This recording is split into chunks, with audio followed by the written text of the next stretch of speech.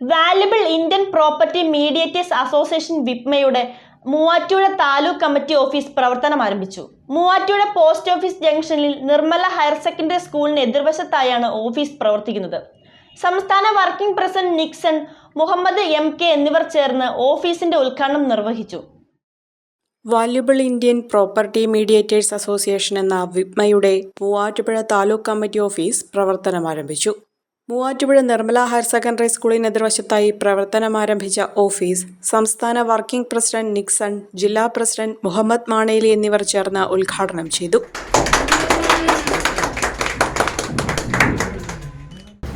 ഇവിടെ കമ്മീഷൻ വ്യവസ്ഥയിൽ വർക്ക് ചെയ്യുന്ന ആയിരക്കണക്കിന് തൊഴിലാളികളുണ്ട്.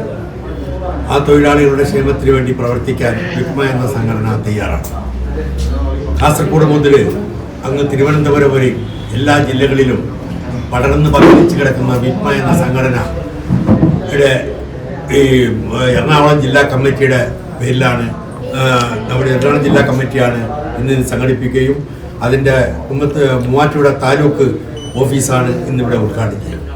ഈ പ്രസ്ഥാനത്തിൻ്റെ മൂവാറ്റുപുഴയിലെ ഇത്രയും പേർക്ക് ഇവിടെ അതിനകത്ത് അംഗമാകാൻ സാധിച്ചതിൽ നിങ്ങൾ വളരെയധികം സന്തോഷിക്കേണ്ടതാണ്. കാരണം ഇന്ന് കേരളത്തിൽ നടക്കുന്ന ഈ ഭൂമി സംബന്ധമായ കാര്യങ്ങളിൽ ശക്തമായ ഇടപെടൽ നടത്തിക്കൊണ്ടാണ് സംഘടന മുന്നോട്ട് പോയിക്കൊണ്ടിരിക്കുന്നത്.